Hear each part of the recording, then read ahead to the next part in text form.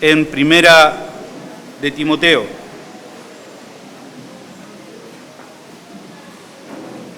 Primera de Timoteo, capítulo 1, versículo 5.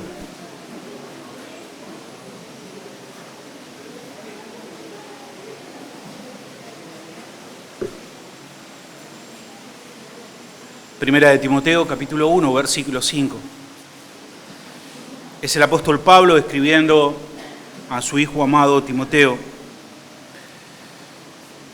Y dice: pues el propósito de este mandamiento es el amor nacido de corazón limpio y de buena conciencia y de fe no fingida. Padre, te damos gracias por tu palabra, la cual tiene el poder de producir virtud en cada uno de nosotros.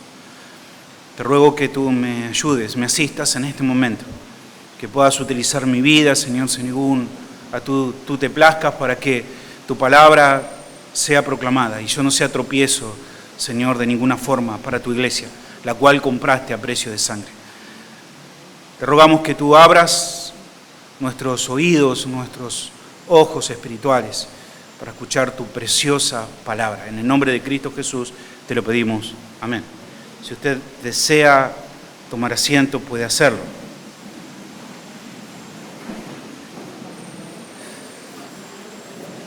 Mi tema hoy es andando en integridad. Andando en integridad. Y esto obviamente es muy importante para nuestras vidas, el andar en integridad. Si alguno se pregunta qué significa ser una persona íntegra o qué significa que algo es íntegro, significa ser de una sola pieza. Para un creyente y para una persona en particular significa pensar, decir y sentir lo mismo. Esto parecería algo obvio, pero no es tan obvio. Muchas veces nosotros pensamos una cosa y decimos otra cosa, o decimos algo que realmente nos sentimos. Pero una persona íntegra es una persona de una sola pieza. Una persona que lo que dice lo respalda con lo que siente y con lo que piensa. Y la integridad es un factor muy importante en nuestra vida como creyentes, y es eso lo que vamos a ver hoy en las Escrituras.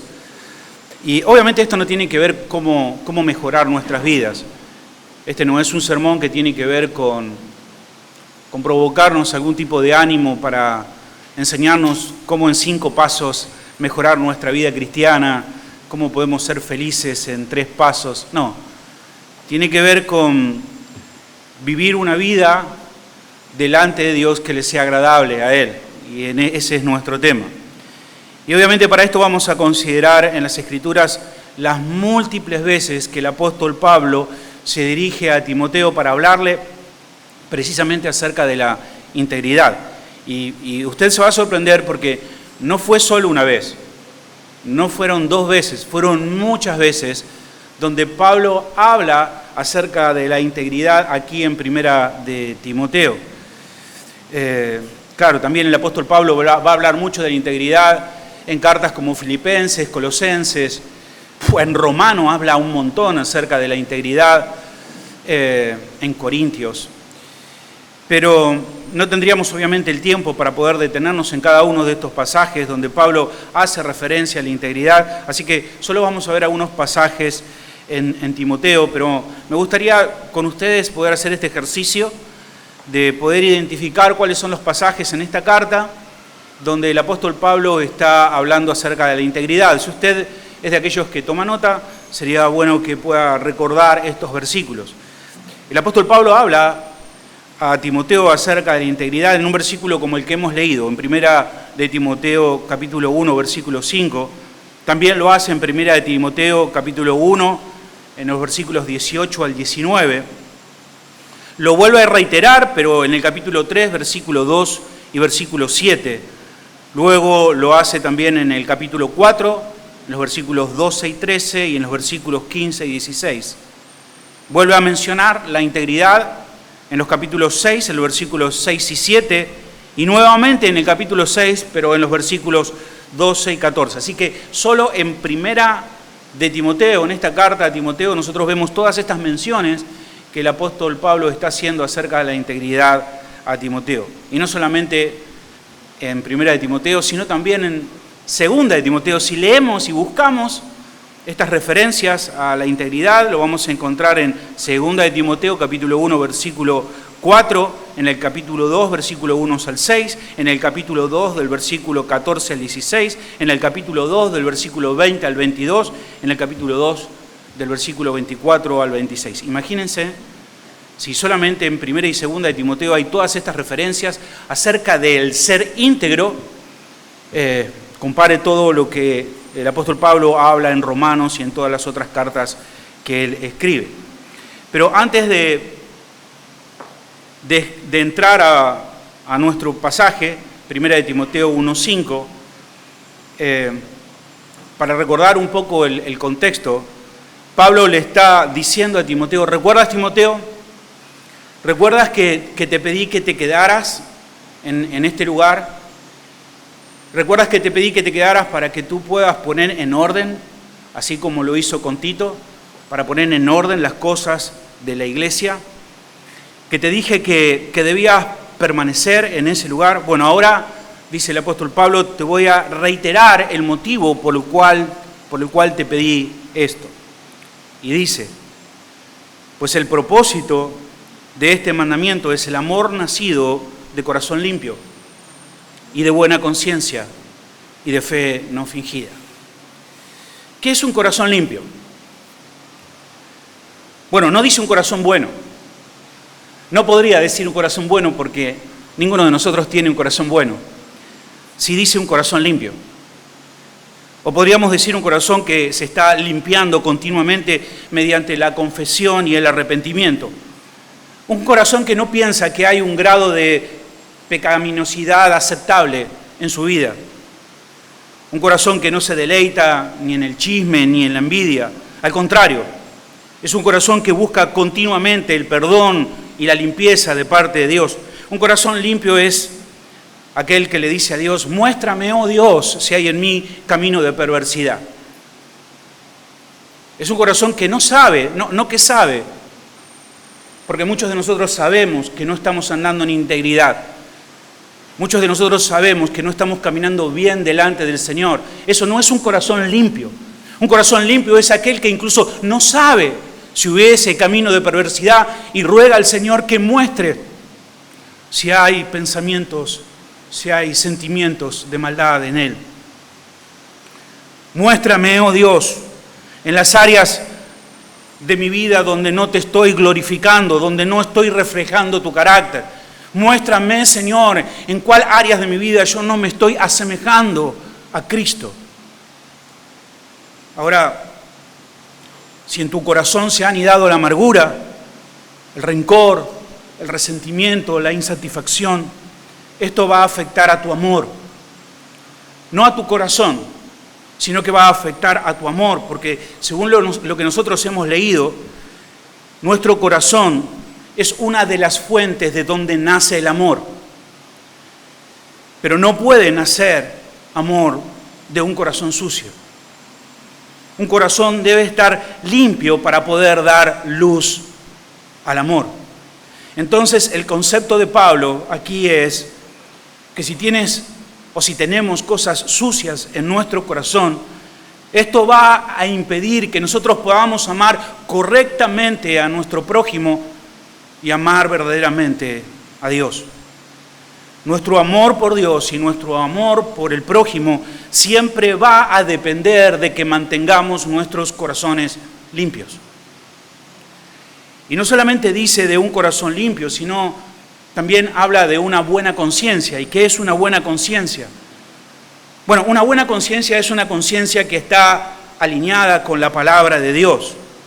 Cuando esto no es así, cuando nuestra conciencia no está calibrada a la palabra de Dios, las personas no son conscientes del mal que hacen. No son conscientes de las formas como ofenden a Dios con sus acciones. No son conscientes del mal que provocan, ni de las consecuencias que van a acarrear con sus decisiones. no se dan cuenta, no tienen una buena conciencia. ¿Por qué? Porque su conciencia no les advierte, no les amonesta. Su conciencia está mal. Podríamos decir que son personas inconscientes. Ni siquiera pueden identificar si es bueno o es malo el deseo que los está impulsando. Usted sabe, el pecado es engañoso. Y podemos pensar que andamos bien, que tenemos buenas razones para hacer lo que estamos haciendo, para vivir como estamos viviendo, pero en realidad estamos mal. Pero una mala conciencia no puede engendrar amor, así como un corazón sucio tampoco lo puede engendrar. Y habla del corazón y habla de la conciencia, pero también habla de la fe. Una fe y de una fe no fingida. Estas puedo decirte que aquí se completan como si fuesen las tres madres del amor o las tres fuentes del amor, de donde nace el amor. Lo que Pablo está haciendo acá es recordarle a Timoteo algo que Timoteo sabe, no es algo nuevo para Timoteo. Timoteo ya lleva muchos años caminando con Pablo, más de 10 años escuchando sus enseñanzas, y Timoteo sabe lo que el apóstol Pablo está tratando de decir. Él sabe que la calidad de su amor depende de la calidad de su fe. Porque si él está fingiendo su fe para con Dios, entonces también está fingiendo su amor para con los demás. Finge que ama a Dios, entonces finge que ama a su esposa, finge que ama a la iglesia, finge que ama a los hermanos, finge que ama a los necesitados. Y como su fe es fingida, y la fe es una de las madres del amor, esta fe da luz a un amor enfermo, débil. Es una fe de apariencias, fe que finge devoción por Dios, pero no la tiene. Mejor sería que pudiéramos decir: yo no soy esa persona. No estoy caminando bien delante del Señor. Porque una fe fingida afecta a mi amor. Hermanos, fingir una fe requiere mucho esfuerzo. Demanda mucha energía dedicada a mantener una apariencia. Mucho esfuerzo de maquillar el carácter que no tengo. Y porque nos estamos esforzando, nos estamos desgastando en construir algo que no somos, no tenemos energía entonces para amar. ¿Por qué? Porque estamos siempre en nuestro egoísmo, buscando la aprobación de los demás, de parecer piadosos, maduros, cuando no lo somos. Y sea por lo que sea, desde una fe fingida no puede nacer amor. La fe debe estar libre de hipocresía para que dé luz al amor. En este contexto que Pablo está exponiendo, nosotros en esta simple frase, en este versículo, encontramos mucho que tiene que ver con la integridad, porque tanto el corazón limpio como la buena conciencia, como una fe no fingida, son asuntos de integridad. Tener una buena conciencia es un asunto de integridad, es ser lo que uno dice ser. Y lo que Dios nos dice aquí se puede expresar de la siguiente forma: que para amar a Dios y para amar a los demás, uno debe desarrollar integridad. ¿Qué es lo que aprendemos entonces? Bueno, que el amor nace de un lugar, el amor no es que se nos pega cuando andamos con personas amorosas. El amor no es algo que podemos comprar hecho, no viene en paquetes, no puede ser algo que podemos adquirir por internet. No, pero sí el amor viene de un lugar. Y la fuente de donde viene el amor es de un corazón limpio. Y si entonces la fuente de mi amor es mantener mi corazón limpio, entonces corro a Cristo, corro al Señor y le pido que limpie mi conciencia, que limpie si hay algo sucio delante de mí. También aprendo que mi amor está limitado por mi integridad. Nunca mi amor va a ser mayor que mi integridad. Si mi integridad es pequeña, entonces mi amor va a ser pequeño. ¿Por qué es que un esposo no ama a una esposa? Podríamos decir porque le falta amor, pero también podríamos decir porque le falta integridad, porque no tiene un corazón limpio. porque no tiene limpia conciencia, porque está fingiendo su fe es fingida. Entonces, ¿qué pasa? Entonces su amor no nace. Y si nace un amor enfermo de egoísmo, un amor egocéntrico. La pregunta es, ¿por qué nosotros deberíamos vivir en integridad? ¿Por qué deberíamos buscar desarrollar integridad en nuestras vidas? ¿Por qué deberíamos constantemente rogar a Dios que, yendo en arrepentimiento delante del Señor, para que Él limpie nuestros corazones y nuestra conciencia? Porque si no lo hago, mi fe es vana. Quiero amar a Dios, pero no puedo. Y muchos hermanos están frustrados en esta área, en su amor para con Dios y en su amor para con los demás, porque no andan en integridad. Porque si tienen un corazón limpio, entonces el amor va a nacer. Entonces debo perseguir la integridad, si no el amor no va a nacer. Y la instrucción que Pablo le da a Timoteo es: ¿recuerdas, Timoteo, recuerdas que te pedí que pongas en orden estas cosas? Bueno, estas cosas que debes poner en orden en la iglesia significa que debes asegurarte que las personas que están en ese lugar tengan un corazón limpio. Asegúrate, Timoteo, que todas las personas que están en ese lugar tengan una buena conciencia y asegúrate que todos vivan una fe verdadera. Timoteo, ¿recuerdas que te pedí que pastorearas bien? ¿Recuerdas que te pedí que prestaras atención? Bueno, te lo pedí porque la razón para la cual te pedí, el propósito de este mandamiento, tiene que ver obviamente con el ministerio, porque el resultado de tu ministerio tiene que ver con el amor que los hermanos se tienen para con ellos y el amor que tiene la iglesia para con Dios. Y este amor que debe manifestarse entre los hermanos y hacia Dios es un amor que nace de un corazón limpio, que nace de una buena conciencia y que nace de una fe genuina. Porque si no es así, la iglesia no va a andar como debe andar. Y hermanos, nosotros como creyentes estamos enfrentando tiempos peligrosos, donde nuestro amor va a ser probado. Y es importante que nosotros mantengamos nuestros corazones limpios, una buena conciencia y una fe genuina. Ahora, ¿cómo empezar? ¿Cómo empezar? Bueno, empezamos como David lo hizo, pidiéndole al Señor que escudriñe nuestros corazones.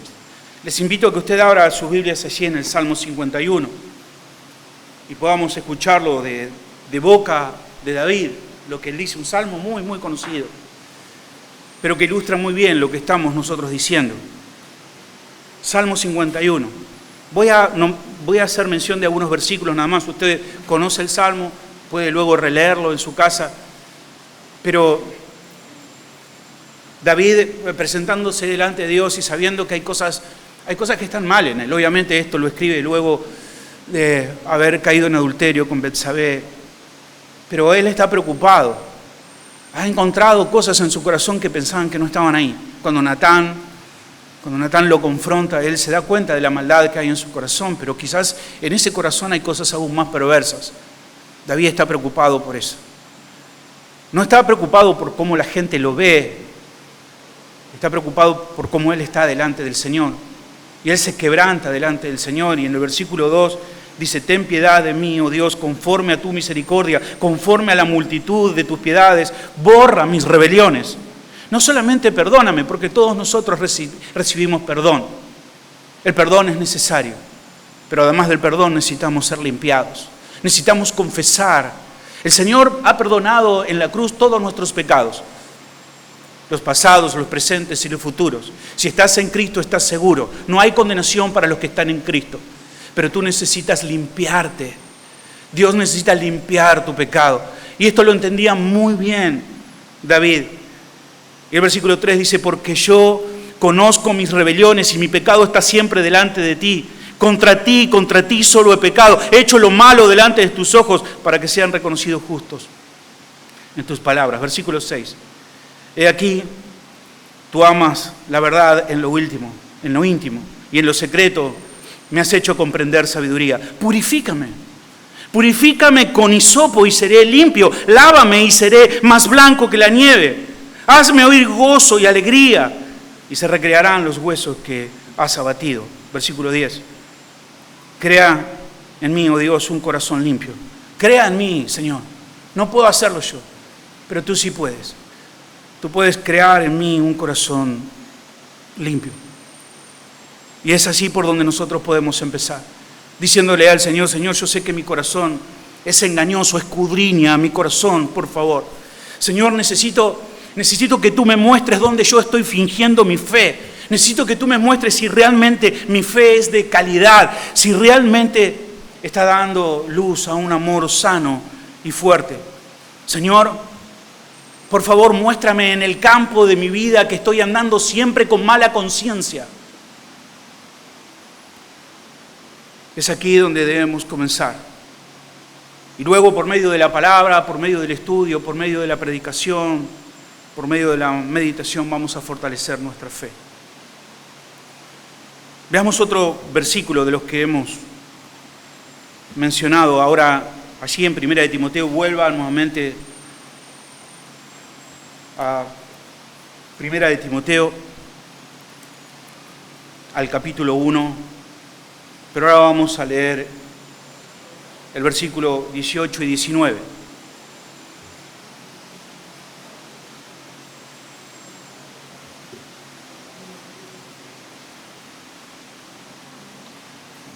Capítulo 1, versículo 18 y 19. Este mandamiento, hijo mío, te encargo, para que conforme a las profecías que se hicieron antes en cuanto a ti, milites por ellas la buena milicia. Milita la buena milicia, manteniendo la fe y la buena conciencia. Nuevamente esta frase, manteniendo la fe y manteniendo la buena conciencia, desechando la cual naufragaron en cuanto a la fe algunos, de los cuales son Himeneo y Alejandro, a quienes entregué a Satanás para que aprendan a no blasfemar. ¿Son creyentes Himeneo y Alejandro? Parece que sí, parece que son creyentes, pero son creyentes que estaban andando mal y habían naufragado en su fe. Este naufragar es un término náutico, es un término de aquellos que navegan. Es como decir que soltaron amarras, que se desligaron de algo y entonces naufragaron, están sin rumbo, están sin dirección. Y dice que naufragaron en cuanto a su fe. O sea, antes creían algo, pero ahora ya no lo creen. Antes confiaban en algo, pero ahora ya no confían. Antes decían algo, ahora ya no. Antes hacían algo, pero ya ahora no lo hacen. Yo he conocido muchas personas en esta situación, que antes eran, pero ahora no lo son. Que antes hacían, pero ahora ya no. Muchas personas que han naufragado en cuanto a su fe. Antes perseguían el amor, antes perseguían la verdad, antes perseguían la justicia, pero ahora ya no lo hacen. Han naufragado. ¿Por qué? ¿Por qué naufragaron en cuanto a su fe? Bueno, porque no han mantenido una buena conciencia. Entonces, como no han mantenido una buena conciencia, entonces su fe se debilitó, menguó. Porque se debe mantener una buena conciencia para mantener la fe. Y eso es lo que Dios nos dice aquí. Que cuando no se presta atención a mantener una buena conciencia, una conciencia que esté alineada con la palabra de Dios, la que es perjudicada es nuestra fe. Porque ya no estoy militando la buena milicia. La fe se mantiene escuchando, se mantiene estudiando, se mantiene viniendo a la iglesia, congregando, exhortándonos unos a los otros, aprendiendo más. Esa es la forma que nosotros alimentamos nuestra fe, de esa manera crecemos. Pero mantener una buena conciencia tiene que ver con integridad. Tiene que ver con considerar mi vida, con experimentar un arrepentimiento genuino. Por eso el versículo 19 dice que estas personas, no dice que desecharon la fe, dice que desecharon la conciencia, la buena conciencia. ¿Y por qué digo que no desecharon la fe? Porque la palabra está en singular, dice desecharon la cual, no dice desecharon las cuales, está hablando en singular y está hablando de la conciencia. Desecharon se desligaron, se despreocuparon de mantener una buena conciencia. Y por haber desestimado esto, entonces su fe había sido lastimada. Lo que dice acá es que la fe depende de la buena conciencia. Cuando una persona no mantiene una buena conciencia, algo ocurre en su fe, entonces naufraga. Y es muy difícil, mis hermanos, recuperar una fe que ha naufragado. No sé si usted lo ha intentado alguna vez, pero si usted ha intentado alguna vez ayudar a una persona que ha naufragado en su fe, es muy difícil. Es muy difícil porque hay que ayudarle a esa persona que recrea algo que dejó de creer. Es muy difícil recuperar una fe que naufragó. Antes tenía la capacidad esa persona de ejercitar su fe, pero ahora ya no puede ni sentir su fe. ¿Por qué? Porque no ha mantenido una buena conciencia. Entonces, ¿qué aprendemos?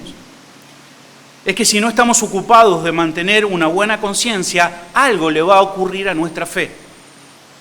Si no mantenemos la integridad, esto es la honestidad, si no mantenemos una buena conciencia, nuestra fe se va a debilitar. Nuestra fe no va a ser de buena calidad. Nuestra fe va a ser una fe débil.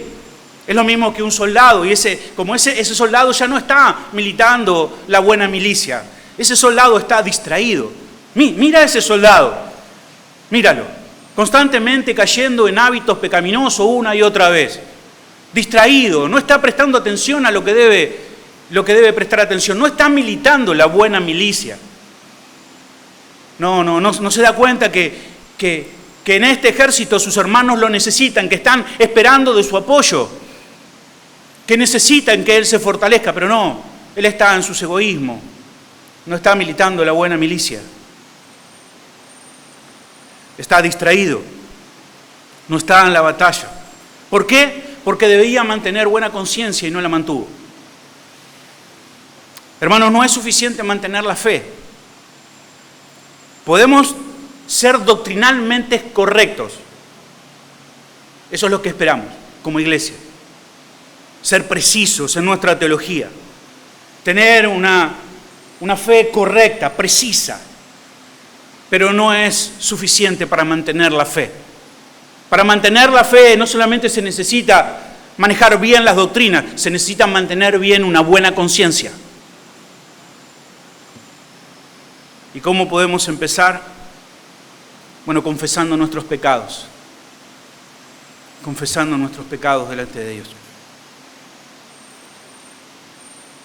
Para terminar, quiero hacerle algunas preguntas, o dos por lo menos.